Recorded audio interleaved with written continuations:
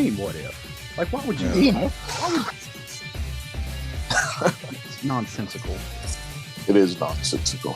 Speaking of, how are you guys? Good. Okay, I'm having one of those mornings where I actually understand why Reed Richards' power set is actually cool, because I'm like doing 14 things right now, and I really wish I could just be here with like my arm in the kitchen and also like a foot in another room and stuff. It would really help. See, I right now you have the perfect alibi not to be doing those things. And as soon as you have the ability to do so, you've opened yourself up. Well, but the problem is unfortunately I still am doing those things. I just don't have the Stretchy Armstrong powers, which I think you're looking to be more like Dr. Manhattan than Reed Richards. I would love to be Dr. Manhattan, because you know all the things I would do with a giant blue dick. Do you know? Oh my! I don't think you'd ever leave the house. I would, because I'd take my giant blue dick to Mars. Man, well, that's the old question. If you could have one superpower, what would it be? Apparently, Caleb wants a giant blue dick. None of the rest of Dr. Manhattan's powers. I'm just saying. Dun, dun, dun. Man, well, without a doubt, without hesitation, I'd want Wolverine's healing factor. Yeah, I think that would be mine as well. And all these silly people that want to fly, it's just not practical. Nah, I want to breathe underwater more than I want to fly. Like, I've always been in that camp. I've always wanted the healing factor myself. Man, there'd be no stopping me. Well, Matt, there's already no stopping you. I mean, at all, because look at what you've already accomplished in your life. I mean, pretty much you're at the pinnacle, and all there is left, I mean, is for you to ascend at the heavens, because you've done the work to get this podcast up to episode 167. And what podcast is that, you might ask, as if you didn't hit the play button on your little iPod or whatever you listen to us on. We are iPod. Hey, look. If I'm gonna have Dr. Manhattan powers, I'm gonna go back in time. Oh God! Turn off that Zune, the music tunes you're listening to, and fire up the iPod. Oh, dude, I legit had a Zune. Straight up. Me too. I like the Zune. I actually like the Zune a lot. Yeah, I would have figured both of you were Zune fans. It held like 8,000 times more songs than the iPod. Mm-hmm. Like, don't get me wrong, I'm a member of the iCult now, but there, like, when it was new, like on the vestige of this technology, I was Team Microsoft. Their stuff was better. I guess it was easier to download your Zune playlist onto your MySpace page. Yes, probably. Yes. All these people that were, bragging about how great their iPods were with their 30 songs on there, while I had 4,000 songs on my Zune.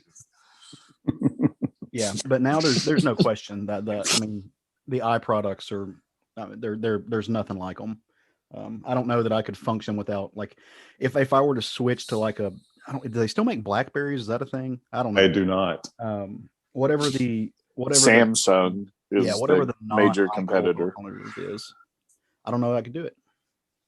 I know a young lady that went to go buy a new Blackberry when her last one fizzled out, and when the man at the store said, "Sorry, ma'am, we don't make those anymore," she started crying. I had a Blackberry once. I dropped it in a jacuzzi. Wow. Yeah. That's probably the first time a Blackberry was ever carried that close to a jacuzzi. Probably. I feel like the appropriate thing to say there is, but did you die?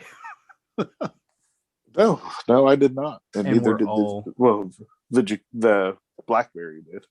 Right. Well, I'm glad you didn't die. Yeah. That would in case you were wondering, Craig. Yeah, that would seriously diminish my enjoyment of everything. You would have never known me. It was long before I knew. See, I don't even like thinking about that. That's one of those things, like a butterfly effect. Like, if something goes behind the scenes and takes my Craig away, there's no reason to keep going at that point. I would just be sitting alone in my house, just reading comic books, wondering why I felt empty inside. Really. I doubt that, but I appreciate you saying. Yeah. Well, that's my goal, is to fill people's lives with joy and wonderment. I mean, you're pretty gosh darn successful. Gosh darn. Well, how have you guys been this week? How's your weeks going? I've had a pretty good week. Yeah. Been pretty good. Nice. Yeah. Been busy and stressful, and just like every other week. So, I mean, that's always a thing in my life, but some weeks are better than others, even within the stress and busyness. Jesus, my dog's just exploded. I'm so sorry. Oh, damn. I mean, that seems rather violent. I hope they didn't explode. Well, I'm just disappointed in the unprofessionalism. You and everyone else in my life. Give me just a second. Oh. Your dog better not start barking, Craig. We can't have this set off a chain of events here. Stephanie's out of town. He's not going to stop because I know he's in charge. I know he runs the house. Oh, he does. And Stephanie's out of town. So, all it's going to take is somebody walking by a window before he loses his shit. So, yeah. Now that she's gone, he recognizes how vulnerable you are.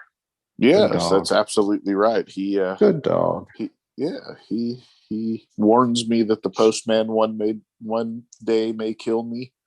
Mm-hmm. Yeah, he's probably sick of delivering other people's mail to your house. Probably. I can't blame him. All right. I'm back. Sorry. My dogs were alerting me that there are things that exist out the window because, I didn't know that. Yeah. So, speaking of my dog, he just got up on the pillow in my office with his back to me. He's not even acknowledging that I'm alive. You're lucky he's tolerating you being in the room. That is quite true. Well,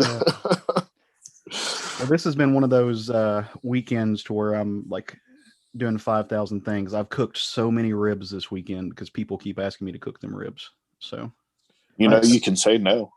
Well, I can, but these are people that I need to garner favor with. So it's really just me parlaying my ability to turn meat edible into like future things. So when you hand them over, what you're saying is you hand them over, you're like, and one day I will ask a favor of you. Yes. Yes. It's not exactly a quid pro quo, but it's So one day, and that day may never come, I will ask a favor of you. Yeah. Here you go, friend. This is what we call a deposit. I give you ribs today, you break somebody else's ribs tomorrow. We'll see how this goes. Yeah.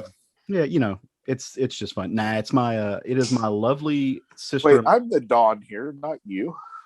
No, but I'm an enforcer, so it's good to know how these things work. And as your future attorney, this is what conciliary. Yeah, this is what you don't do. You don't say these things. Gotcha. It is the week of my lovely sister-in-law's birthday. Her and my little brother got married back in March, and so she said, "Hey, I really want some ribs. Would you cook some ribs?" So I got ribs, and they are currently smoking, and they will be ready to go by this afternoon. So good times. Awesome. St. Louis or baby back? So I do mine a little bit different. These are baby back ribs. I cooked spare ribs last night, just as kind of a try out a new recipe, make sure I liked it. But I do what's called a muddy rib. So how some people do dry ribs, some people do wet ribs. I do both. I take a wet sauce and I coat the meat down in it and let it sit for a while, and then I take the dry rub and just pat it in, and it makes kind of a paste, a crust, and then it's really good that way. Word. I enjoy it. Man, smoking meat's just the best. I feel incredibly 30 now that I just drink coffee and smoke ribs. That's really all I do. Besides, I remember those days. You just need a pipe now, and your life will be set. Well, I've started smoking cigars, so I don't need a pipe. I do enjoy a good stogie. I see. I was going to say you need a trucker hat. You got to have a trucker hat while you're. He does. He does have a trucker hat. That just It's reminds an me X-Men trucker hat. I do. Our buddy Russ got that for me. But that does remind me of bad times in my 20s at truck stops that we won't talk about. Hey, did you guys read any comics this week? We did. Yes, we did. I read Swamp Thing #1 by DC Comics. Goddamn right you did. Ram V, Mike Perkins, Mike Spicer. I enjoyed this. I'm assuming this character came out of the Future State Swamp Thing. You guys would probably know. Not that I'm aware of. So okay, so this is a new version of the Swamp Thing post whatever happened in Future State. So interesting new take on the Swamp Thing. New villain. I'm excited to see where this miniseries goes, or maxi series, whatever you want to call it. Batman #106 by DC Comics, James Tynion, Jorge Jimenez, and Tomeo Mori. Like the story or not, you cannot say that these books are not beautiful to look at, because by God, the art is worth the price of admission in this book. And then Demon Days X-Men by Peach Momoko. That's a book I read, and I'm going to leave it at that. Is that an Image book? Yeah, an X-Men book, Marvel. Oh, right. Yes, yeah. I did see that. And Demon Days X-Men. I think if you are more into Japanese culture, you would get more out of that book than I did. But I'm not deep into Japanese culture like a couple of our previous co-hosts. They probably love the shit out of that book. So I think it's, intended for some people, and it was a very pretty book to look at. Oh yeah, Peach Momoko's her art is gorgeous. Now I've never seen her do. I only know her as a cover artist. I've never seen her do sequentials. How was she telling a story? The art was good, and she wrote the story as well. So again, it's just it's not for me. That doesn't mean it's not good, and that it doesn't have a market for some people out there. Very cool. What about you, Matt? What you been reading? So 2 of mine are the same as Craig's. Also read the Swamp Thing book. I almost didn't pick it up. I mean, this is not to expand on what Craig said. This is not Alec Holland's Swamp Thing. This is like the Green. You get the impression that the Green is like more or less infected another man, and that infection of the Green, he can't control it in any way whatsoever. So I went ahead and decided to pick this up to check it out. I'm gonna, instead of being super cynical and just skipping it because it's not Alec Holland's Swamp Thing, and it's less the elemental and more of a for comparison Jekyll and Hyde story. But I'm gonna give it a try. I mean, that the artwork is amazing. It was written well. I mean, it's just the direction they're taking. I'm just like, hashtag not my Swamp Thing, I guess is what I'm saying. Yeah, I probably feel the same way. Going to give it a couple of issues and see how it goes. Yeah, but I also read Batman #106. Yeah, the art's great. The storytelling is great. The story choices, not really my cup of tea. Yeah, but man, the art is amazing in this book. Was it not, man? Yeah, every page was just like a museum worthy art. Yeah, it was. Yeah, I mean, it looks like a crazy amount of time went into that. Yeah. And then I read from Marvel the King in Black Captain America book. This is a one-off. This is by the writers Danny Lore and then Mirko Kolak, Stefano Landini, and then some other people did the art. I'm really pissed that I bought this book. I don't know who this book is for, and I don't know who would enjoy it. How about you, Caleb? What'd you read? Segue. Well, just bouncing back real quick, because I also was going to put Swamp Thing #1 on my list. But since you two covered it, I won't. I really enjoy it, especially for the fact that this is going to be a 10 issue, or 10 or 12 issue miniseries. I don't know where Ram V came from. I'd never read his stuff before he did the Future State Swamp Thing. So, but he's a really strong writer. he's got some interesting ideas. And as far as the green goes, um, I think they've kind of opened it up now that they've tethered people like Poison Ivy to the green. In it being this kind of universal force that he's playing with it. I'm not saying that's a good thing or a bad thing. That's not a judgment qualifier, but it's interesting. Like the things that he's dabbling in and doing, and dude, just the artist on that book, the way that he drew like the desert scenes, because a lot of the Mike Perkins is the one who drew that book. Just the way I would love to see him do an old style like Western Ghost Rider book, just because of the way he drew those characters. It really made me happy. Just reading the book. Second on my list, because I'm not going to cheat and do and claim to do 3 books when I do 4. Is a book that came out I think 2 weeks ago or 3 weeks ago that shame on me, slapped me on the hand for not talking about it sooner. But it's a book from Image Comics and it's called Stray Dogs. I don't know if either one of you read this book, but it is it is delightful, and it is troublesome how a book like this can be considered delightful. The long and short of the story is there is a serial killer who keeps the dogs of his victims and he treats them well. He has a whole little yard set up for them. He loves them. He comes in and plays with them. He treats the dog incredibly well. But he's a serial killer. And so, the dogs not having the longest short term, or not having the most effective short term memory, most of the dogs don't remember their previous owners, and they just know him as the master, and he loves them and he throws the ball and he's a good dude. But you got this one, the newest dog, the newest little addition to the tribe. There is, she can remember, and she remembers her previous owner. It's fun. It's a really cool book. I'm curious to see where it's going to go. It's by Tony Fleece, who I think I've spoke about before. He did the My Little Pony Transformers book. Fun times with that. And Trish Forstner is the artist on this.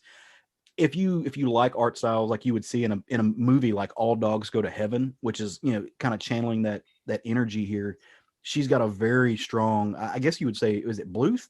Was it Bluth who did that style? Yeah, I mean, very that's one of strong them. vibes from that. It's fun. It's a gorgeous book. And then last but not least, since Matt read a one shot from Marvel that he did not enjoy, I will counter that with a one shot from Marvel that takes place in the King in Black series that I did enjoy, and that is the King in Black Wiccan and Hulkling one shot by Teenie Howard and Luciano Vecchio. With the cover I have is actually it's called it's the Stormbreaker variant, which Stormbreakers being the new Young Guns from Marvel, and it's by Peach Momoko. So throwback over to what Craig just talked about. Absolutely stunning. This book, it's one shot. It's I love Billy Kaplan. I love these characters. I have forever. I like seeing them back taking more of an active role in the broader Marvel universe.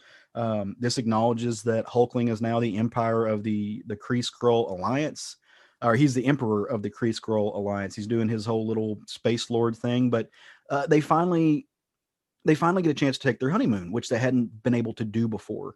And so they go off to this little pleasure planet that the Shi'ar actually was like, hey, this is our wedding gift to you. Let's build an alliance. And so they're supposed to go to this beach. And of course, because it's a one shot in the King Black world, giant dragons attack. And, they have to jump into action. And of course, one of their accusers, who's the bodyguard, is like, doting on them and it's like, oh, we can't do anything because you're the emperor. And they're like, yeah, but we're superheroes. So it's a really great story. It's really fun. Pick it up, read it. It's good times. All in all, one of the things that I love about this book and with the last few things that have taken place with Billy is you are getting a gay love story that's not centered on what I like to call queer trauma.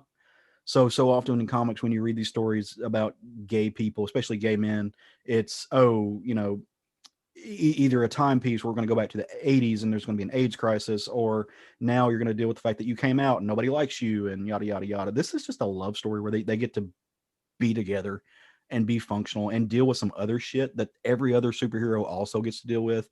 And that makes me happy. I mean, don't get me wrong; those other stories are, you know, they teach empathy. They are important. They need to be told, but not every story needs to be founded on gay trauma.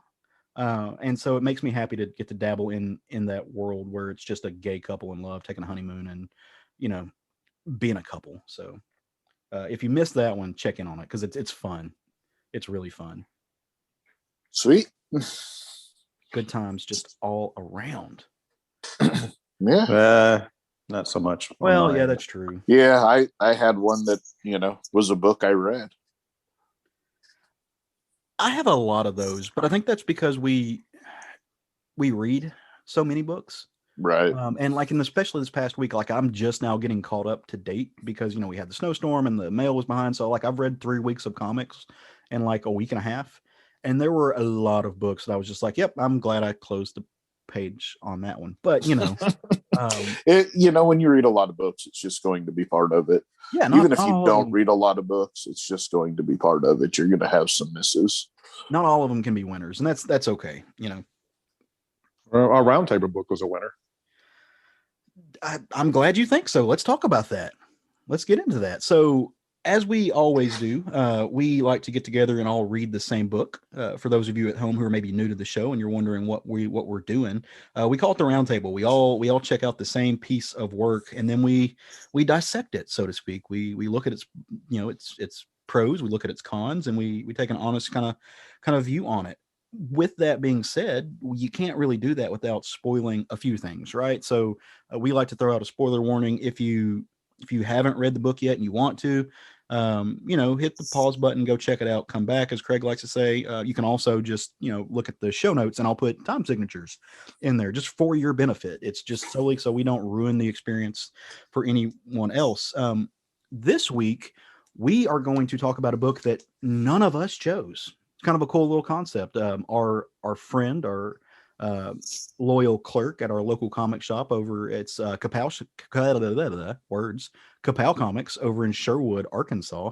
Our man Tony hit us up on the text. He said, "Hey, I put this book in your boxes. It's going to be a round table. I'd love to hear what you think about that," which I love, right? Like so many times when it's the three of us, like one of the three of us picking a book, we tend to pick things in a certain wheelhouse.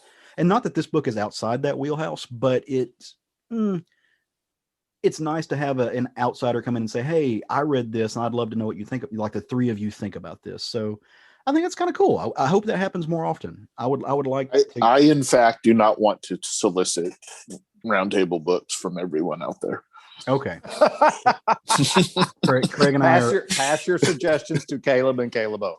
Is what Craig is saying. Craig and I didn't say all the time, but it's yeah. Fun. It is fun once in a while. The book that was chosen for us this week is, and I'm gonna mispronounce this because there's no vowels, but I'm gonna call it Brzrkr.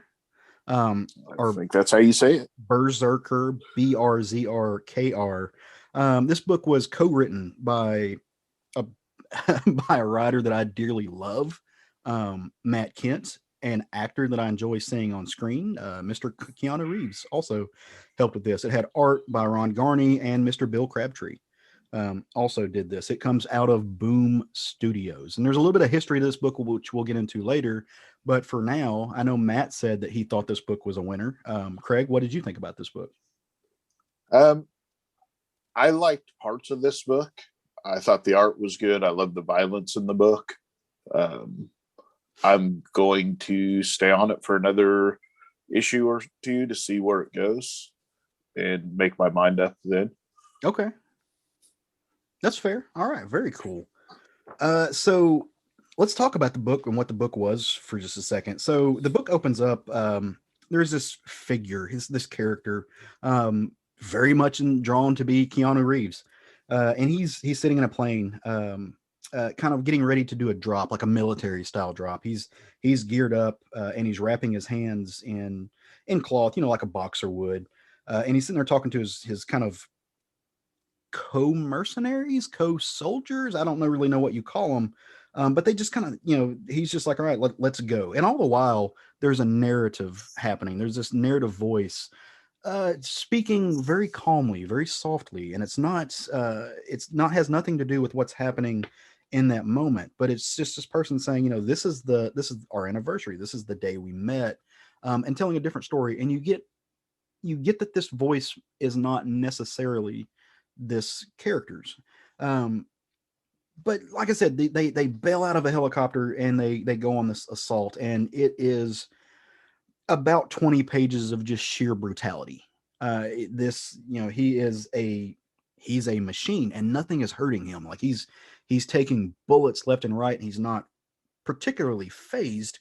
But he just kind of clears out a whole entire compound by himself using various means of violence that I am sure, I haven't gone back and checked, but I'm fairly certain permeate Mr. Matt Trogdon's list of the hierarchy of violence, which is, you know, primarily why I know that he thinks this book is a winner. The man just dismantles this entire, I guess you would call it a security team, a security force, in various methods, up to and including gunshots, stabbings. He at one point rips a rib bone out of a man's interior and then stabs him in the neck with it.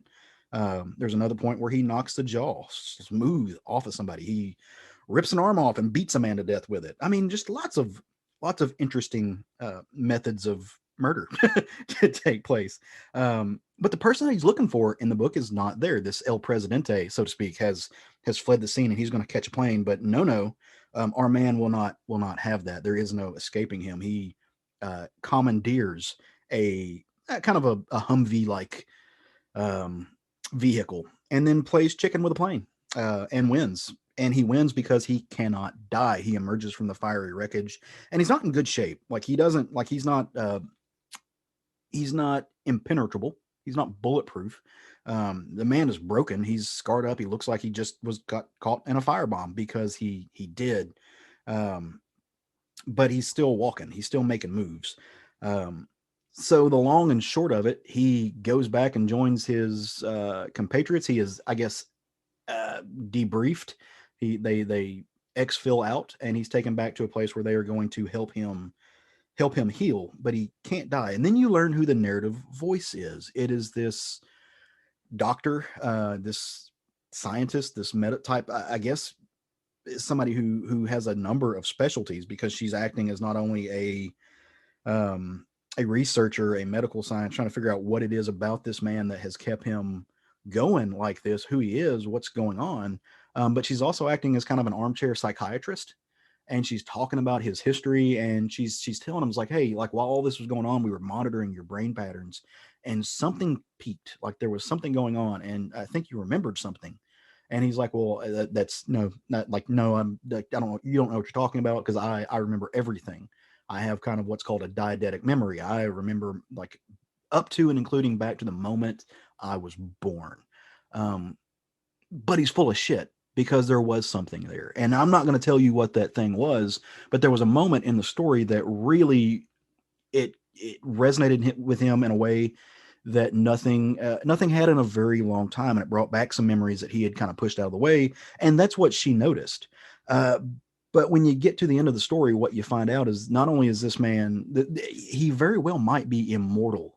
He's been alive for some odd like 80,000 years. The dude is literally a caveman, who is existing as a modern day mercenary, under the study of these scientists. So did I cover everything right in that? Yeah, I think so. All right, cool. And Yeah, was, I wanted to be I wanted to keep a limit and kind of be brief about it, because there's the book is fast paced. There's not a lot of plot here. I think there are some really cool seeds, of things to come. Well, this is an action story. This is not a this is not WandaVision. This is, if you're if you're looking for something to reflect upon and contemplate, you need to buy a different book. This is not for you. Yeah, this is a book about how many different ways you can break somebody's nose. Yeah. This is an action story. I think there might be more to that, though, because you get there's a story here, but this is not an introspective piece of artwork. to dissect on many levels. That's not the kind of story this is. Well, I'd say this issue isn't like we don't know what the story to come is. Like I said, this thing does plant seeds. Like the moment that triggers those memories, I think is going to be there's a very deep introspective thing to be explored there, and I think they will. But no, this issue completely just like balls to the wall, turn on some Anthrax as you read it, and whip your hair back and forth if you have it. It's metal as hell. It's brutal.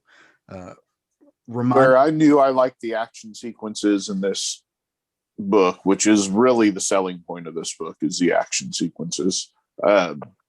When he gets shot in the face, but he's leaning backwards and it looks like the bullet misses him, but then in the next panel his nose is missing. That was great. Yeah. You know what, I'm reading after I read this, I'm like, wow, this is what the guys in the 90s were trying to do well. This is what a 90s comic, that's what these guys tried to do well and they missed. Like Rob Liefeld read this. I mean, I guarantee you Rob Liefeld thinks this is the greatest comic book that's been done in the past 30 years.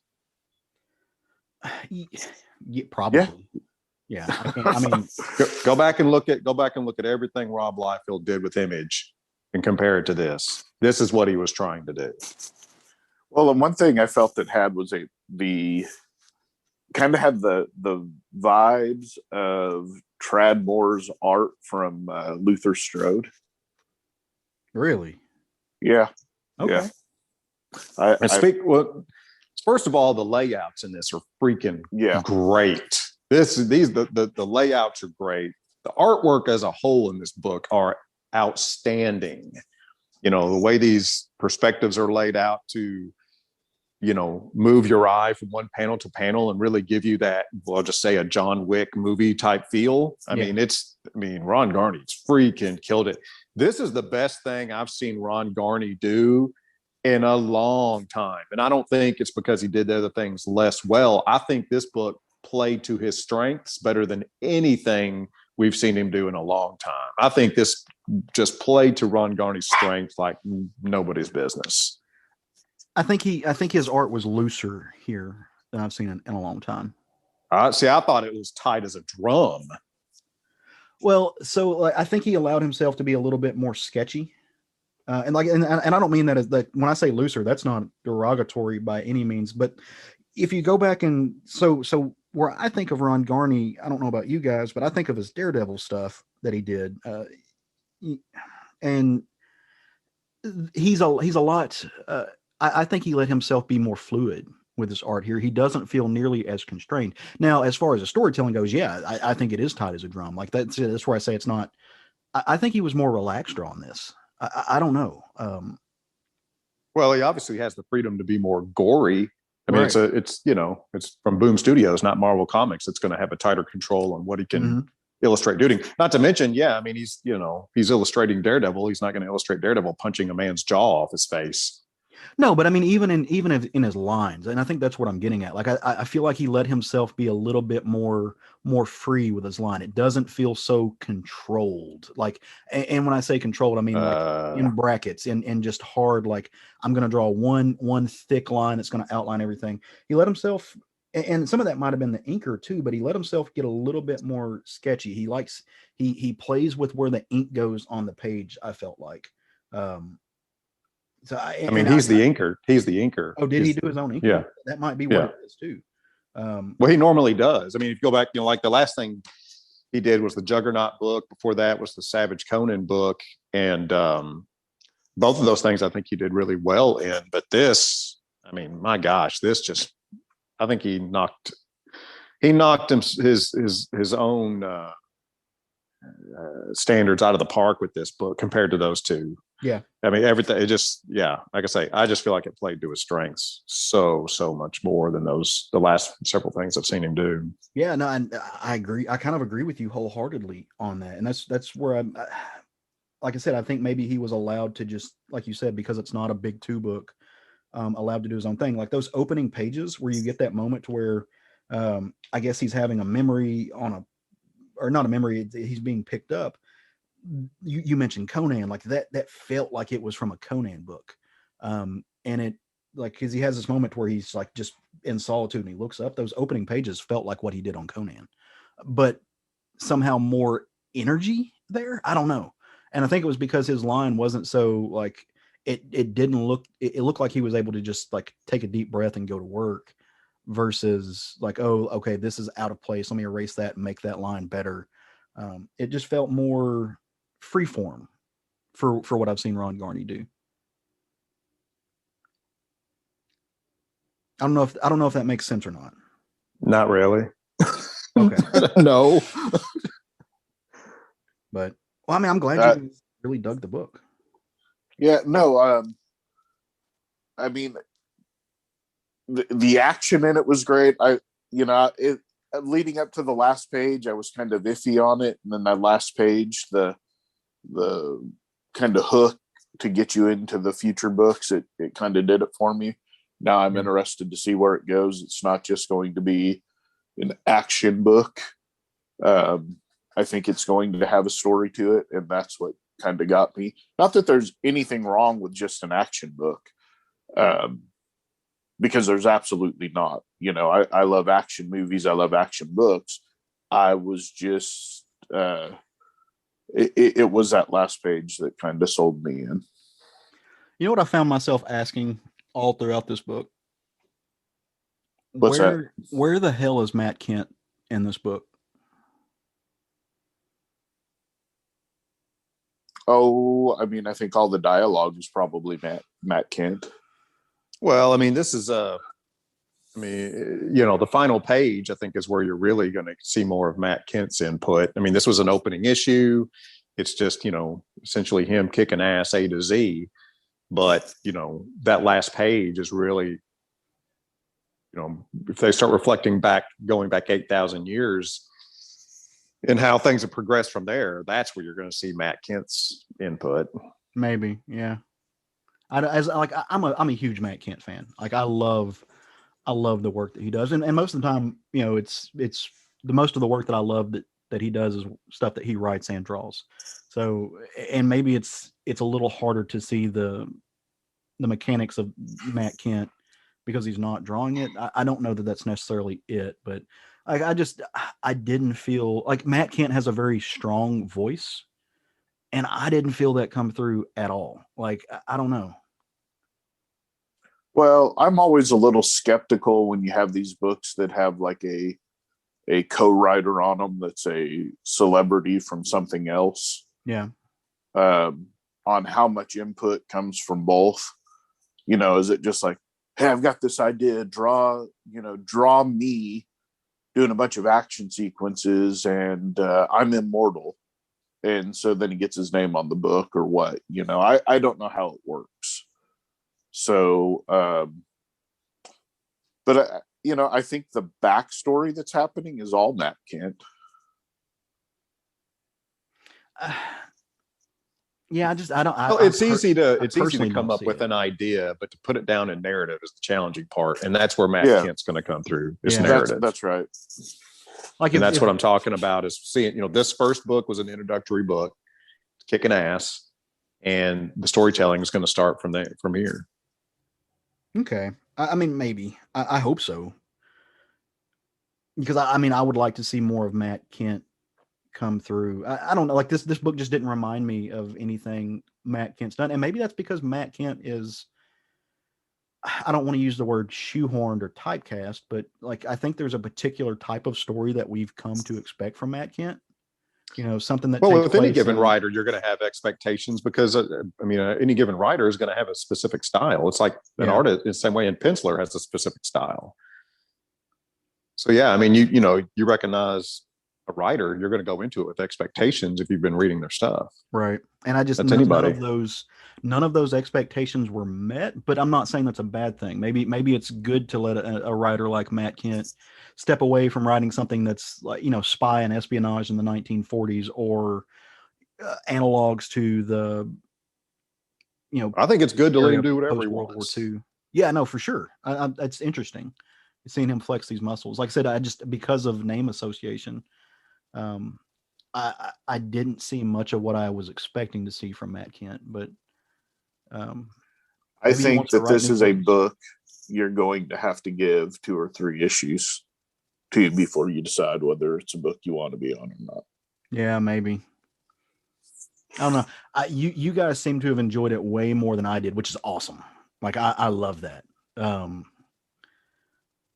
Well, it's all right there. The artwork is the artwork is what sold this first issue. Right. The story's very shallow, very, very shallow. It's again, I go back to my original statement. It's an action book. I mean, it's an action. It's not about storytelling. Yeah. And if the Ron Garney is the one that really is, if you're going to get enjoyment out of this, it's because of Ron Garney. That's exactly where I'm at with it. And if sure. Yeah, I mean because that's what 90% of the content is. Mm-hmm. Yep. So now, do you guys know some of the backstory to how this kind of came to be? No. So this was actually a Kickstarter story, Kickstarter thing. They raised almost, from what I understand, I haven't checked the numbers, they raised almost like 7 figures on Kickstarter to make this.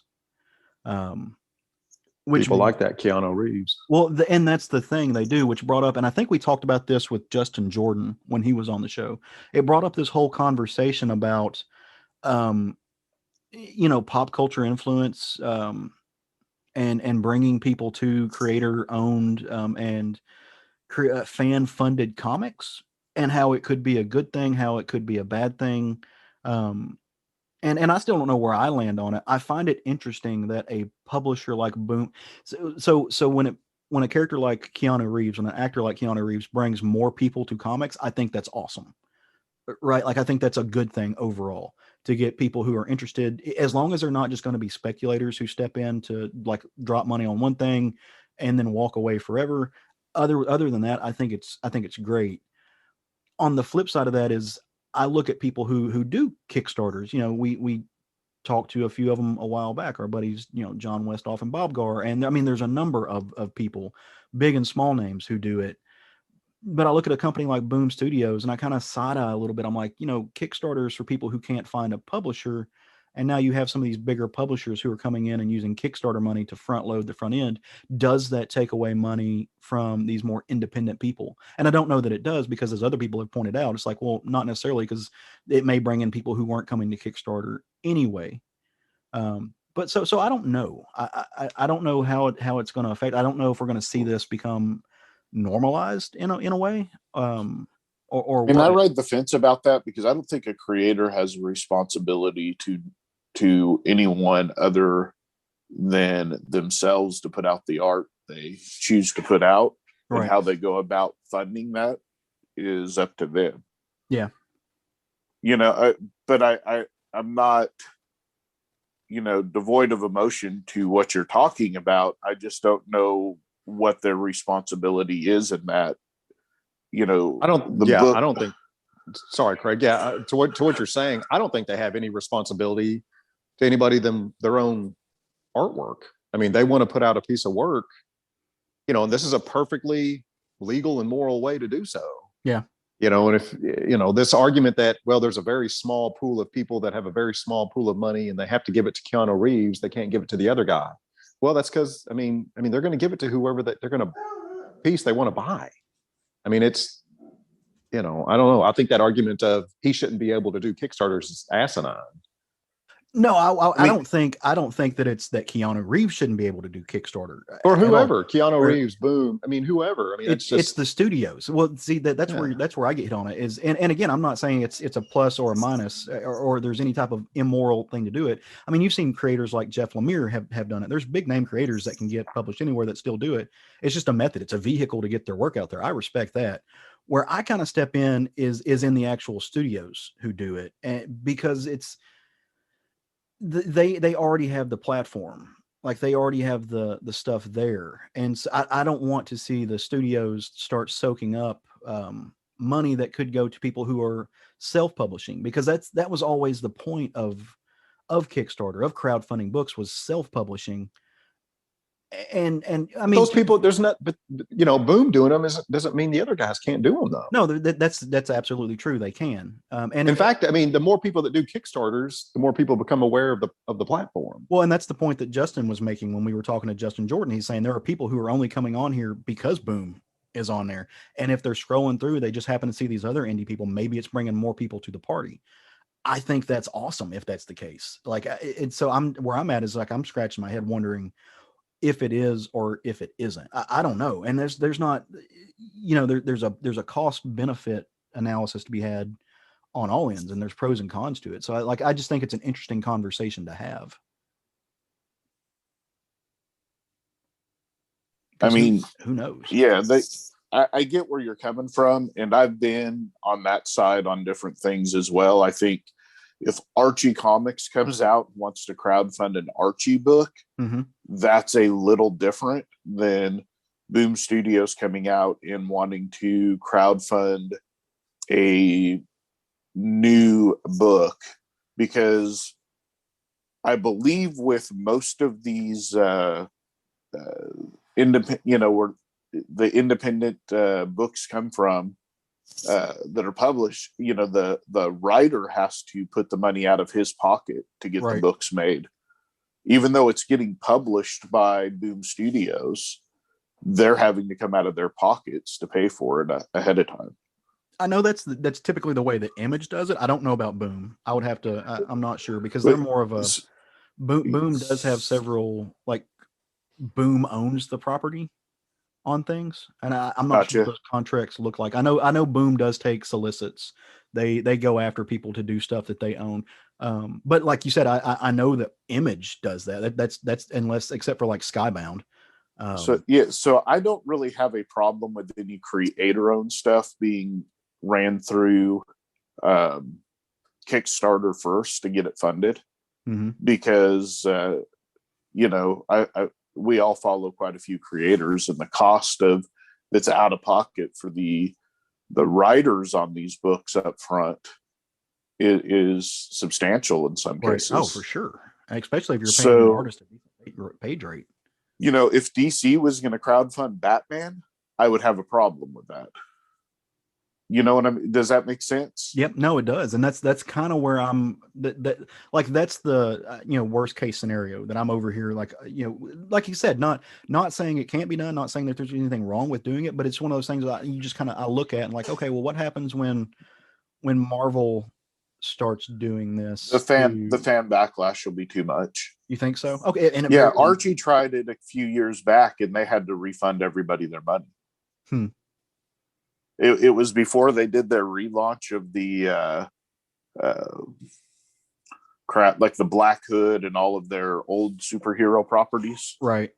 They were going to crowdfund all of those, and people were like, hey, wait, these are intellectual proprities that belong to you. Your Archie Comics. Come on. Yeah. Why are we paying for your stuff? Yeah. So they came out and they refunded everybody their money and published it in-house, as they probably should have to begin with. Now, when it's creator-owned stuff, I have a completely different feeling on it. Okay. Yeah. And that's just where I draw my line on it. I mean, it's one of those things that everybody's going to have to draw that line one way or the other themselves. Now, I didn't crowdfund this book, and I do a lot of crowdfunding. I didn't crowdfund this book, but I did buy it when it got to the comic book store. I mean, it cost us cover price. Right. Which is another thing. Generally speaking, when you crowdfund, you get a little bit more than the first issue. Right. I'm not sure what the tiers were for this. Yeah, it's interesting. It's just the whole dynamic is an interesting conversation. And I guess the place you end on it, especially with this book, is the kind of the elephant in the room is, do you guys think that we're going to see this roll out? I mean, because of Keanu Reeves, is this going to hit Netflix or a streaming service? Like, how long do you guys think it's going to be before this gets brought up to be the next thing? Keanu Reeves' next role. It's probably already in the works. To be honest, I wouldn't be surprised. I mean, it's kind of tailor made. It's because it does have those John Wick vibes. Well, based on the success of like Netflix's Extraction, I mean, this is Yeah, it's right in that same vein of shows. What was that? It started out life as a comic, and it just got adapted into a movie, and Charlize Theron was in it, and I can't think of what it was called. Atomic Blonde. No, it wasn't that one. She plays a character kind of like this one, where she's Atomic immortal and oh yeah, I know which one you're talking about. That's actually I can't think of the name of it, but that's what actually made me think of this book when I was reading it. Was that they were immortal, and after a period of time, so many deaths, the old they would guard. eventually the old guard. That's yeah. After so many deaths, they would eventually start to die. Yeah, the old guard. This gave me like the old guard meets John Wick vibes. So it almost seems tailor made for that sort of thing. I could see that, to be honest with you. Which is gonna make this book. Yeah, potentially he's already cast himself in the role. Yeah. Well, but it also makes this book, which this book seems ripe for the speculator market, is what I'm saying. Which is a whole different bag of nails to deal with. I mean, the whole thing when it comes to that is you buy the books you want to read, and if they end up being worth something, then they're worth something. If you're buying books to speculate, you're going to lose your butt. Oh, dude, there were variant covers of this going for like $3,000 and $4,000. Yeah, those were probably Kickstarter covers. I have no idea. Yeah. Speaking of speculator market, and I won't say what it was, but there was based on a blip in WandaVision, there was a certain comic that was going for like it went from like being in $1 books to being a $1,500 book overnight. And then I can only got that one. Do you have that one? Yeah, I got that one as a gift when I was very young. It was in a J.C. Penney's Marvel collector's box, and that was one of the comics that was in it that pissed me off. I'm like, what is this? What is this trash? Sell it now, because it will go back to being $1 book in months, in a matter of months. Can you imagine having like paying $1,500 for that and then seeing it at a con in like 3 months and it's going for like $2? I'd be pissed. Deserve everything you got, right? So yeah, that's what I say. Well, all right. So, like you said, Matt loved this book. He's stamping his approval on it. He's encouraging to go get it. I think Craig was more on the good side of bad. I'm middle of the road. I want to see where it goes. I enjoyed the action. The art was fantastic. I'm going to see where it goes. And I'm solidly on the I will close this book and not think about it again line. It's not for me, and that's fine. And I love that it exists, and I love that you guys enjoyed it, especially Matt. Like, I'm glad that these things exist for y'all to enjoy, because not everything has to be for one particular person. So go check it out. I think it's worth reading. It's called Brzrkr. Like I said, comes from Boom Studios. It is Keanu Reeves. It's Matt Kent. It's Ron Garney and Bill Crabtree. So it's worth checking out and digging through and having a conversation about. In which you can do that if you want to have a deeper conversation on that. You just you get on your little computer or your post Zune iPod, iPhone, whatever it is. You click the internet button, you come to Facebook, and you join our little group. We're all in there talking about comics, talking about news, talking about everything, talking about TV shows, what have you. And you can jump in and be part of the conversation. And we would love it if you did. You can also follow us on the Instagram and the Twitters. You can see what we're reading, at least panel picks and stuff like that. We're at SFG Podcast on both of those. So this is the point where I want to kick back, cross my arms behind my head, and let one of my brethren here tell me about some cool shit they read this week. Well, I'm going last today, so I'm gonna. Okay. I'll just toss it back to you two. Okay. I've got one that's going to take me about 2 hours to talk about. So settle yourself in. Yes, sir.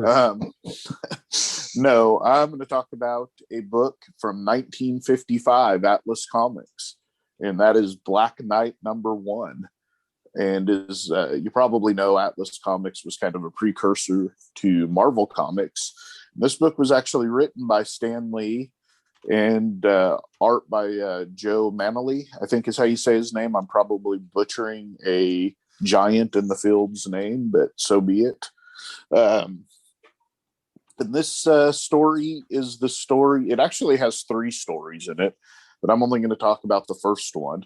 And it's the story of Sir Percy of Scandia shows up at Camelot's court asking for help. His lands have been seized and he had to flee. Arthur rates him as a coward, but because Percy is the cousin of Mordred, Arthur's nephew, he allows him a place to stay in Camelot. However, we soon find that the cowardice is a ruse. Merlin has asked Percy to come and protect Arthur from Mordred, who is planning on usurping the throne. Merlin tells Percy that he must maintain his cowardly personage or Mordred's men will kill Percy. So he gives Percy the visage of Black Knight, which he can turn into to help Arthur when he needs to. Soon Arthur goes on a hunting trip and is attacked by Mordred's men. The Black Knight shows up to help. Even though he refuses to remove his helm, Arthur makes him a knight. Mordred is, of course, upset and wants the knight to remove his helm, to which the Black Knight responds, "The day you see the face neath this helmet, Mordred, that day you meet your doom." So that was enough reason for me to enjoy this book. But, I got the facsimile edition of this. It has 3 stories in it. It has this one. It has another one where Arthur goes missing and Mordred actually usurps the throne, which we get in that book, the origin of the black sword that the Black Knight carries. And then there's another one about the Crusades, which kind of has some problematic 1950s depictions of cons. But right. It is a product of its time. But I just, me and these facsimile editions, I absolutely love them. I love going back and reading these and just jumping in, and was not disappointed with this book at all. You can get it for $4 right now on the shelf at your local comic book store. Which company did you say this came out of? It was originally Atlas, but Marvel is reproducing them because Atlas became Marvel. Yep. And Timely Comics also became. It was one of those things. It was Artie, Stan Lee's uncle or cousin or whatever he did. He created a bunch of different companies, so he didn't have to pay taxes. He would just have to. He just shuffled them back and forth. That inevitably is what came Marvel. I actually picked this one up 100% because of the cover. I was just looking at the shelf, and I actually thought they had done a variant edition because Black Knight just is getting released with a new series right now at Marvel. And I thought this was just a variant throwback to the #1. And I picked it up for that reason alone. But I was pleasantly surprised when I opened it up and found out it was indeed the facsimile edition with all of the great ads, including where to get your hillbilly music. And and that you could go to work for the United States government and make up to $4,200 a year in your first year, delivering mail or working on the railroad. I wonder what adjusted for inflation, what that would be. Well, I know this. My stepdad's parents bought a house in San Diego, California in 1955. So the same year, they paid $5,200 for the house. Yeah. So that same house now in that same location in California, when he sold it, was worth like $3 million. Yeah, that's God. Boy. So yeah. Now I'm not saying that, based on inflation that a postal worker is now making $3 million a year. Yeah, a little bit different. The inflation of housing certainly surpassed the inflation of income. Oh, for sure. Yeah. Well, San Diego specifically. Yeah. A senator from I won't say, you can probably figure it out, but I won't say what political party he was from, was commenting on a bill that passed this weekend, saying he didn't understand why the minimum wage should be $15. When he was a boy, it was, he got paid $6 for something, and somebody else really quickly did the math and said, yeah, adjust that for inflation, and you were making $21 today. Yeah. So you don't understand why it should be $15. Well, funny story about the house that my stepdad owned, real quick, that his parents owned. His dad was a golf pro at Torrey Pines, there in San Diego, the golf course. And they made payments on the house for about 6 months. And his dad said, I'm tired of making payments, and just paid it all off. So, yeah, the house had been paid off since 1955. Jeez. Nice. Oh, that's the dream. Yeah. That is the dream. What was the, you were talking about the music. Tell me about that ad real quick before we move on. I used to love those, the clearinghouse ads. Yeah, that's essentially what this was. This was a, they had different genres. The hillbilly one, they had a square dancing one where you could get square dancing music, like 18 songs, I think, for $2.99. There was a Dean Martin section, I believe. It was... send in this coupon and tell us which genre of music you want. We'll send you 18 songs for $2.99. That's hilarious. I love it. I love that. I absolutely love that. On some of these facsimile editions, I'm really tempted to cut out the coupons with a check and send them to that address and just see what happens. Will I get the X-ray glasses or not? Will I get the bodybuilding stuff that they send you, that the one that Atlas, bodybuilding, and it's hilarious to look at those old ads. I love it. Yeah. Not enough people are talking about these. I listen to a lot of podcasts, like, I'm kind of, that's what I do to pass the time when I'm reading for school or what this, that, and the other. And I think that we are one of the very few podcasts who actually and it's because of you, Craig, who speak on these things with regularity. So I love old comics, and that's probably because I'm the resident old guy, but I love old comics. It is wordy and as poorly written as some of them are. It is still really fun to go back and read some of these. Mm-hmm. Yeah. Know your roots, kids. Yep. Because Black Knight is currently a villain, if I'm not incorrect, in comics. I don't think he's any longer portrayed as a hero. He's not in anything I've been reading. I know there was some questions about the Ebony Blade turning people evil there for a while. He's not anything I'm reading right now. So did they change the name from Black Blade to Ebony Blade? I have no idea. I've always called it the Ebony Blade. But okay, they called it the Black Blade in the first issue here, when Merlin turns his sword into the Black Blade. He says, I've now created you a black sword that can cut through anything made by humans. Mm-hmm. Everything's so dramatic in these books, right? The day you see the face beneath this helmet, Mordred, that day you meet your doom. And you have to read it like that, right? When you're reading them. Do you hear Stan's voice when you do? Oh yeah, you definitely hear Stan Lee's voice when you're reading these books. No, my first introduction to the Black Knight, and I think it's called the Ebony Blade at this point, was M. Busick and Perez's Avengers. They had an arc, and that's where I was first introduced to it. But not one of my beloved characters that I sought out a lot. Just not somebody I know a lot about, which I need to rectify that. So mine either. But I would gladly go back and read all of these stories that take place in King Arthur's court. Yeah. Oh, for sure. Well, all right, Matt. You said you wanted to go last, right? Yep. All right. Well, I'm going to jump in here real quick. The book I read this week, I want to tell you guys about. It won't take me very long to talk about. But it is a book that I could probably look at him copying me, Matt. No, right.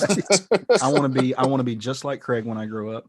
But no, it's a book out of Drawn and Quarterly by a individual named Jerome Roulier.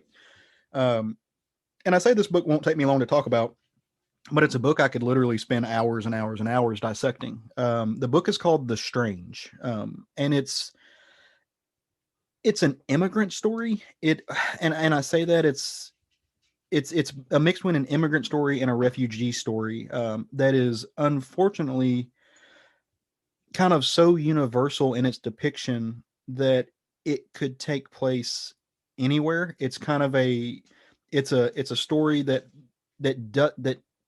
it's a mix between it has no setting and it's set everywhere. If that makes sense, because these are experiences that people kind of get, um, everywhere they go, where individuals have to leave one area to either try to find a better life, or because of war, because of famine, they go to another country with another culture, and they receive all the racism and xenophobia and loneliness and loss of place, loss of identity that they experience. Um, the book, like I said, is called The Strange by Jerome Rouillet. And the characters in this book they're anthropomorphic. The book is not unlike Mouse. Now, I'm not going to say that it's got the gravitas that Mouse has. Or it certainly doesn't have the reach that Mouse has, but it's in much that same vein. All the characters in this book are anthropomorphic. They're very, I use the word crudely, but it's kind of like when I was talking about Ron Garney and his art being loose. That's not a pejorative. That's just that's what the art is. It's drawn to make it look like anybody, a child, could have drawn this. There's there's no photorealism. Most of it is just pencil on paper. It's very, very cartoonish, very elementary in its presentation.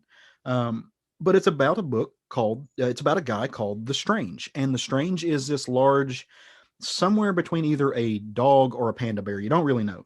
He could be a Saint Bernard. He could be a panda. I'm not real sure. But he comes from a country that, based on just the architecture and the kind of statues that are depicted alone and the style of writing, it could be Iraq, it could be Syria. It's something based in, out of the Persian influence, of the Middle East, and things have gone poorly there, and he needs to get himself out. He needs to get his family out. They need to flee and set up a new life, but he needs to go get things established first, which is something you see, constantly when people are fleeing war torn and impoverished and infamous countries. He gets a fake ID. He goes through what we would call a coyote, and he gets a fake identity and flees to a Western country. We don't know which one. We don't know if it's European. We don't know if it's the United States. But he gets there and he lands in a place where no one speaks the same language. He doesn't know the language. He's trying to communicate with the individuals to find the apartment that he was told to go to set himself up and establish a place to live. As he starts seeking out employment to make money, he's trying to find a universal language, so to speak, to look for people, let him know what his skills are, and he's slowly picking up on the language and everything. But it's a struggle, and he's met with people who want to help him. He's met with people who want to hurt him. He's met with people who are ambivalent to his existence and his plight. And the interesting thing about this book is the book is not told from the strange's perspective.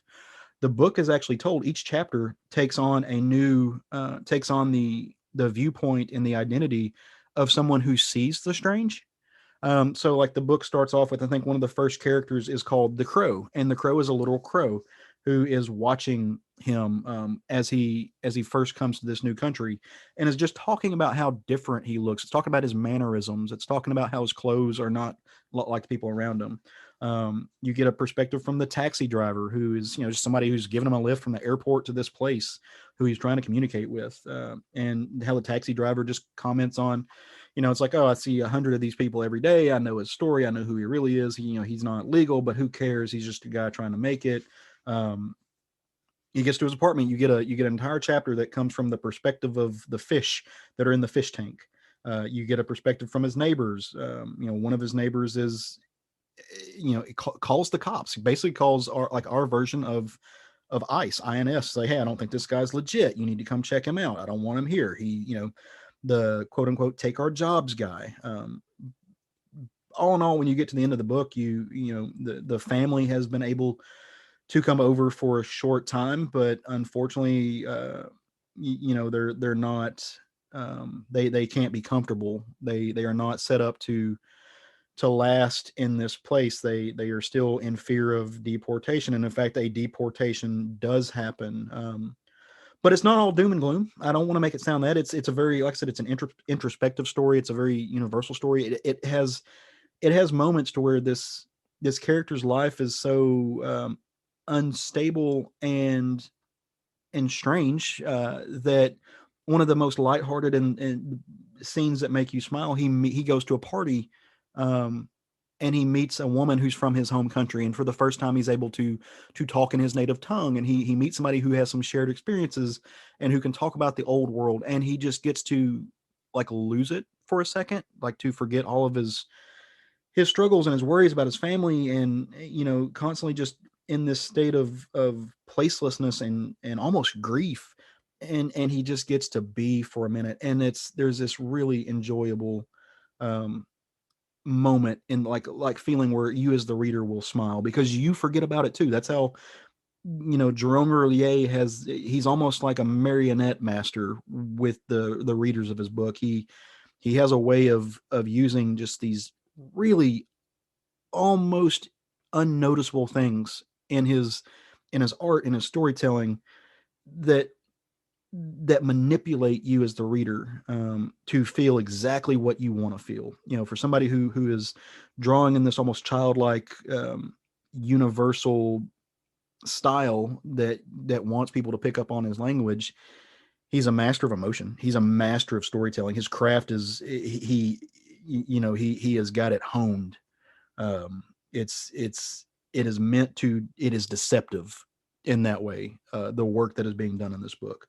And the book, of course, ends with some commentary, and from Roulier himself, but also from some of the people at Amnesty International, who talk about the universality of this book. How these are stories that are that you hear from folks who journey up from South America into Mexico and into the United States and even into Canada. These are the stories that you hear about people who are fleeing Libya, and in some of the war-torn African countries. The same thing with people who are in Lebanon and some of the smaller countries in the Middle East that are just constant victims of the proxy wars. And as they go into other places, both Asiatic countries and Western countries, and how they are treated, and the experience that they are dropped into, how sadly universal they are, even though it's each of those places has a different culture, has a different language, has a different government style. So it was a great read. Like I said, it's from Drawn and Quarterly. I'm really glad I read this book. If you're, especially Craig, I know you read reread Mouse recently. If you are looking for a book that very similar in style, very similar in tone, and in the way that it works, I'd encourage you to pick this book up. If you're looking for something that's not capes and tights, but that is a bit of like fictional realism, a book that has real stakes, a book that has real weight, definitely check out The Strange by Jerome Roulier. I absolutely I may have to pick this one up. It's good stuff. Yeah. It's a book that lives with you after you close that final page. And that to me is that's a lot of the books that I like. Some of the books that we read, like we were talking about earlier, you close the final page on it and it's just another issue in an ongoing saga that's been alive longer than us, and that will change and get retconned and this, that, and the other. But you pick up a book like this and it just is in and of itself. It lives and it permeates your brain and it worms its way in and it makes you question the world around you, and that's cool. That's really cool. So at least for me. Nice. You know who else lives in and of themselves? Who dat? Matt and his absolutely and his comics. Absolutely, I do. My book I'm going to talk about is not a book. It's a film script. This is the first draft film script by Frank Miller and Darren Aronofsky of Batman Year One. This was a movie proposed, as far as we can tell, This script was probably written in the early 2000s. There's nobody really has a date nailed down on that. Boy, this was a doozy. So I'd really like to know who contributed what to this film script. This is a complete retelling of the Batman Year One story that bears very little resemblance to the original 4-issue story that Frank Miller did with David Mazzucchelli. I'm really glad this movie did not get made. I used to feel very much differently about that when I was originally heard that Darren Aronofsky was, in line to do Batman Year One. I thought that is amazing. He's perfect for this based on his work with The Wrestler and Black Swan. I thought, man, this would be amazing. Not the case. Not the case. If this story were about somebody else, not Batman, okay, different. My take on it would be different. This version starts with Bruce Wayne. He's working as a mechanic in a garage in the grimier part, I should say, of Gotham City. Across the street from an old derelict movie theater that's been turned into a cat house. I'm house already of ill over repute. it. And of course, that's where Selena Kyle is working as a prostitute. In the script, she is full on an African American. It's interesting because in the original Batman Year One, the way the book is colored, like, is she African American or not? It's kind of hard to tell in that book. Well, in the script, it points out she is African American, which I thought was really interesting. But, in this story, he is a very angry young man dealing with the loss of his parents. Pretty specifically, he seems to be tied, all he ever mentions is the loss of his father in his dialogue, as an internal dialogue. He doesn't seem to really, reflect much on his mother being dead, but his father. And he decides to become a vigilante.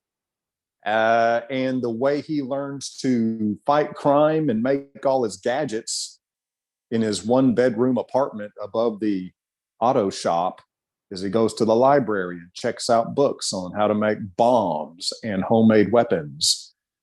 And the librarian is so impressed with his curiosity that she's like, well, you just take these and bring them back whenever you want. You don't even have to officially check them out.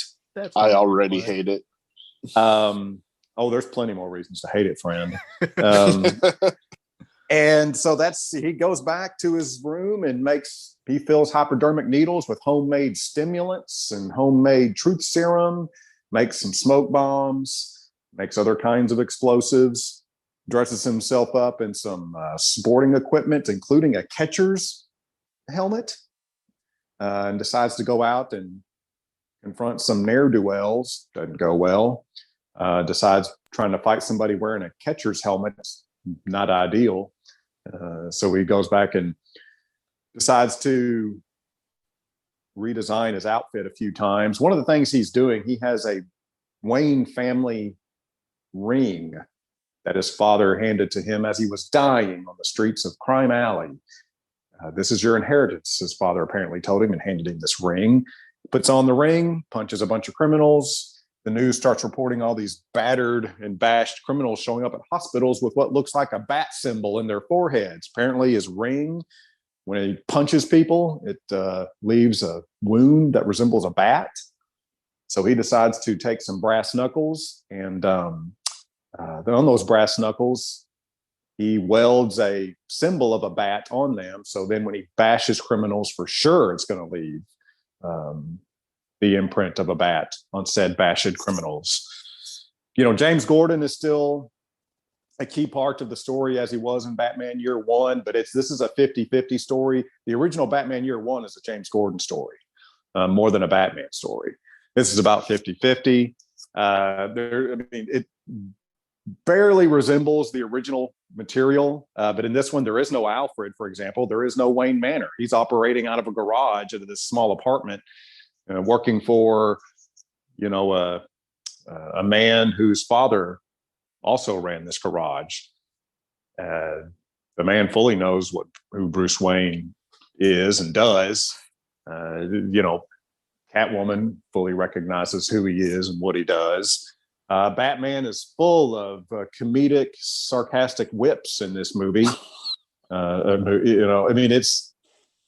He's constantly smiling as he's bashing the criminals in, or smiling as the criminals decide to engage him when he makes his appearance. He just loves being the Batman. This is one of those reasons that while I love some of Miller's work, I don't ever put him up there with the legends of comic books, because he creates dribble like this on occasion. Well, I don't think, a lot of people, my take on that is that doesn't take away from the strength of his other work. I mean, he does things like this, but the strength of Batman Year One is always going to be debated as one of the best, if not the best Batman story ever written. Right. Year One is better than Dark Knight Returns to me. But anyway, I just, it's, if he's got to write 10 crappy stories to write 2 that are, that will live on forever, by God, that's more than I'll ever do. And that's more than any given writer will ever do. Yeah, I'm not saying, that I could do better, for sure. I mean, his great works aren't diminished by his works that we'll just call terrible. That's objective, that's subjective, obviously. Dribble. Yeah, I mean, let's let's not forget what he did for Daredevil. Let's not forget what he did for Batman was suffering hugely when he did Dark Knight Returns. It was just starting to make a rebound because of Denny O'Neil's contribution, and then Frank came in and put it into outer space, and reinvigorated the character. But anyway, this is batshit crazy stuff. No pun intended. So is this published? This is floating around out in the ether for people to get their hands on. Gotcha. I was given a copy of this by an associate. I won't name them because I don't know. I don't want them to be inundated with requests for this. But it was a chore, man. Reading this thing was a chore because the deeper I got into it, I'm like, what is this crazy shit? Why is this? This is someone trying way too hard to, quote, ground it in reality, is what this is. They were trying way too hard to ground it in reality and make it a cute action movie. I mean, he's just having a great old time with his smart ass little quips. So basically they turned him into Spider-Man. Ish. Yeah. Struggling to make a living. Making little quips as he beats people up. It sounds like Spider-Man to me. Yeah, I mean, that argument can definitely be made. They tried to mix the Punisher with Spider-Man is what they tried to do. Yeah. Interesting. Not really. But I love that the last 2 weeks Matt's given us books that he doesn't want us to read. Here's 2 things you should stay away from.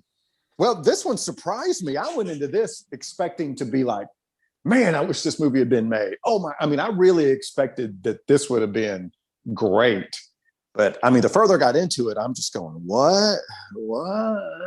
Right. Well, 2 things. First, I didn't know this existed. And number 2, I kind of want to go back to not knowing this existed. Because it sounds like this doesn't sound like Batman Year One. It sounds like Incel Year One. This would have damaged the Batman property. This would have damaged if this had come out, this would have damaged the property just like Schumacher's movie did.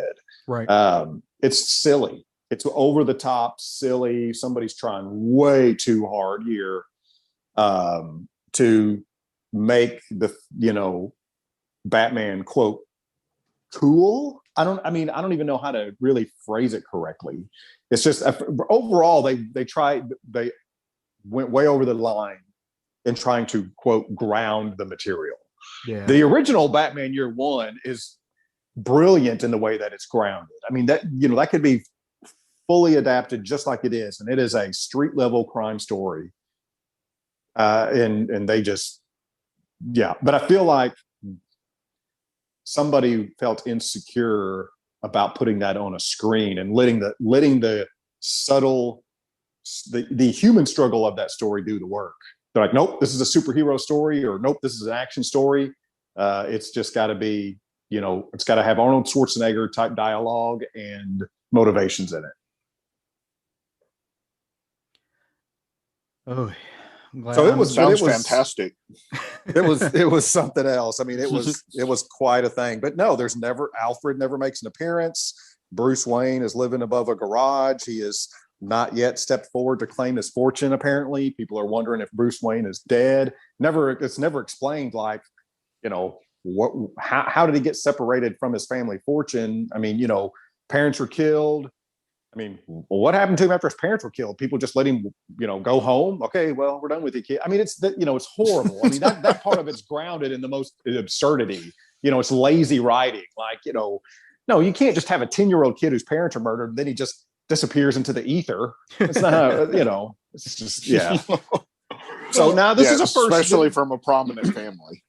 Yeah, I mean, now again, this is a first draft, and you know, things are rewritten, blah blah blah blah. But I mean, even for an initial effort, this was like, no, this is, you know. But like I said, I used to think this is one of the greatest injustices that this movie wasn't made. Now I'm very, very much thankful that this movie wasn't made. Apparently, the number one thing that stopped it from being made was Christopher Nolan's Batman. Well, I never thought I'd say this, but thank God for Christopher Nolan. Hey, Christopher Nolan's Batman completely legitimized the character again in the public's eyes. I'm totally playing. When you were talking about his costumes, do you think that's where the line came from in the movie that I'm not running around in hockey equipment? You know, when you have the fake Batman. Yeah, I mean, that'd be funny if that was some shade Nolan was throwing at this. That would be really funny. Wouldn't surprise me. Well deserved as far as I'm concerned. But I mean, you know, Batman fans, comic book fans need to remember that they're indebted to Christopher Nolan for sure, legitimizing that. Because I mean, I remember having to convince people to go watch Batman Begins. I'm like, no, because the first thing people would say is, man, that last movie was so bad. I'm like, no, it's this is a new beginning. It's not like that. It's legitimized. It's a new beginning. I'm like, Batman, just forget about new that. Beginning. Yeah, just forget about that other thing. Forget about it. Go, you know. I remember having to really, you know, do a hard sell on the Batman Begins movie. Yeah, and you know, which has relaunched a lot of other pop culture Batman stuff. That's been great. I mean, personally, I think Dark Knight is the best like cinematic Batman experience that we've gotten yet. Like, you know, out of the second Nolan movie. The second Nolan movie, worse, you know, but that movie's so much fun. It is. It's so much fun. I mean, so when it comes to the Nolan movies, 2 out of 3 ain't bad. Well, I listened to the third's fine until the end. The podcast the other day that dissected The Dark Knight, and narratively, it's a mess. It's a mess. But everybody on the podcast that was breaking it down all said the same thing. I love this movie. I've seen this movie several times. You know, that kind of thing. But yeah, narratively, it definitely has some problems. It's more than the sum of its parts, I think, is what, like, there's some weird chemistry that goes into making that movie a lot better than it should be. That's 2 words: Heath Ledger. I was going to say, absolutely. Heath Ledger's portrayal of the Joker is he stole that whole movie. Right. Yeah. I said earlier, I wish I could go back to not knowing that this existed. That's not fair. I take that back. Frank Miller is such a complex and complicated person that you have to take the good with the bad and the great. If I mean, so I'm thinking about this in the lines. You'll take it, Craig. I'm thinking about this in the lines of somebody were to, if a biographer, and let's talk about last week. I've got the new Stan Lee biography on my shelf, and with Stan Lee, you have to take the good with the bad. Like to get a real depiction of what his life was, and who he was and what was going on in his brain. And I think the same is true with a character and a person like Frank Miller. Frank Miller has written some of the, legendary comics. Like he is to a lot of people, he's, sitting somewhere, beneath Alan Moore's name and the greatest comic writers. And that's not, I don't think that. I think he's a few regardless of what I said earlier, he's probably in the top 5. Yeah, definitely. But he has written some, he doesn't handle things with the greatest sensitivity. He's written things that are going to go down in history as being, kind of cringy. There's cringy stuff in this. There's definitely cringy stuff in this. This script. his predilection to make African American women prostitutes. I mean, that goes like Sin City. There's so much of that. But he refers to women prostitutes in this work, not as prostitutes, not as sex workers, but as whores. Right. Specifically, some of them are, quote, skanky whores. Yeah. So it's problematic. Now, that being said, let's remember, just be careful here. This is a Frank Miller and Darren Aronofsky work. So who did what? I don't know. Who knows? Right. But that would fall in line with some of Frank Miller's stuff. It absolutely would. And I think you have to understand how he crafted his masterpieces, how he made his, whatever you think his magnum opus is. I think you have to take in the broader scope of some of the work that he did that isn't so great to get a real depiction of who that man is. I mean, because, you can't say was, because he's still out there doing something. Who knows what that is. That's, yeah. Also, what was the Superman one we got a couple years back? Superman Year One. Yeah. Yeah. And that was not good. But yeah, no, I just from a historical standpoint, from like a biographer's perspective, I am glad that things like this do exist in the ether, because I think it's going to be important someday, maybe not today, but someday, when people try to figure out his life, when people go to retell his life, and when he's no longer around to tell his own story, you're going to have people who are going to be going over the entire catalog of his work to really try to figure out who that man was, what drove that man. And those questions are better left unanswered. I think they very well may be, but I don't think that. I don't think it's good for you to get the answer to those questions. No, I kind of agree with you, because I think it's going to there's going to be diminishing returns on his name, but I don't think those questions will be left unquestioned. I think people are going to look at it, and so for better or worse, this gives you a better understanding of what it was that he was working with, the things that were bouncing around his mind in this particular time period. So, in some ways, I think it's okay that it exists. I'm glad it didn't get made. God, I'm glad this movie didn't get made. Same. Yeah. We would have never gotten the wrestler if. When did the wrestler come out? My years are fuzzy. Oh, I don't know. That would have been after this, right? Yeah, I don't know. I think it came out after Sin City. Yeah. Well, all right. That is that. Yeah, I can't follow up and ask you how the art was. Was that type print? But good stuff. I didn't know this existed. I'm now intrigued. I'm glad you told me about it, so I don't have to go read it. Yeah, don't read it. But you know what I am going to read? Comics next week? I'm going to read a whole bunch of book that comes out next week that I'm really excited about, and I'm willing to bet that you fine gentlemen are going to read a bunch of book next week too. So I would love to hear from y'all what you're looking for. I have a few options, so if you guys want to go first, I'll wait. What you got, Caleb? Oh, I don't want to go first. Oh man, it's so hard. There's so much to pick from. I'm going to go. That's not entirely true. I didn't say there was so much good to pick from. I said there's so much to pick from. I'm going to go with a number 2. I'm going to tell everybody out there in the little world that they need to continue on this journey that Jeff Lemire sent us on, and read Black Hammer Visions number 2.